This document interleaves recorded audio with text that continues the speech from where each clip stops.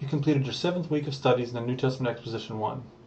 This lesson was entitled Paul, the Man, and His Message. One of the outcomes of the historical Jesus studies was that Paul's lack of interest in the historical Jesus was developed into a bifurcation between Paul and Jesus. The result was that Paul was seen as the founder of Christianity, and that the Christ of faith was seen as central to the life of the new movement, and the historical details or teaching of Jesus were seen as secondary. Building on some of these insights, we learned about the research of E.P. Sanders, and specifically his book Paul and Palestinian Judaism. This launched a new movement loosely known as the New Perspective on Paul, and one of the key findings of Sanders' work is the concept of covenantal nomism, his way of describing first-century Judaism.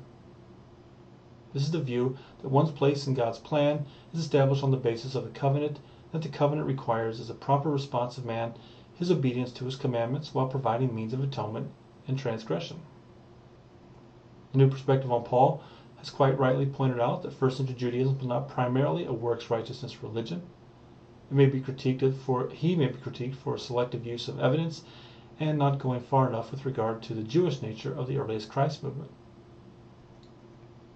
With regard to the life of Paul, we uncovered key facts. For example, he was able to appeal to his legal status as a Roman citizen that enabled him to have his case heard before Caesar.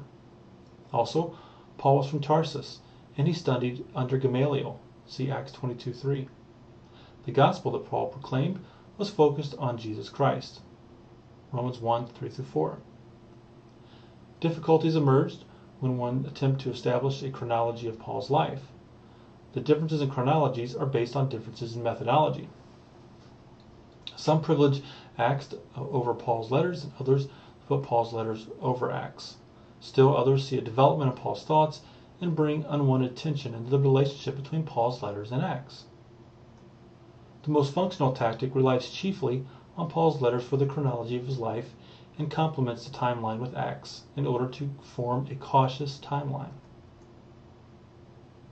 With regard to a broader critique of E.P. Sanders for those from the post-New Perspective approach, the following are particularly probative. First, Paul was not opposed to Judaism. Second, Paul did not disassociate himself from Torah for Jewish Christ followers. And third, the works of the law were more than identity markers that separated Jews and Gentiles.